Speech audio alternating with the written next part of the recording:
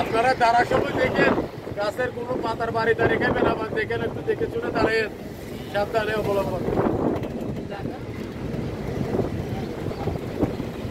আমার সামনে থেকে আসলে আপনাদের গাছের বাড়ি দাঁড়িয়ে গাছ থাকবে না।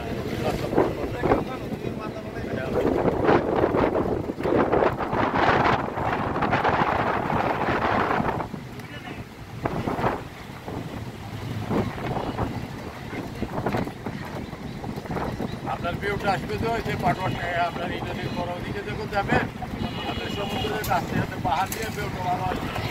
বসে থাকবে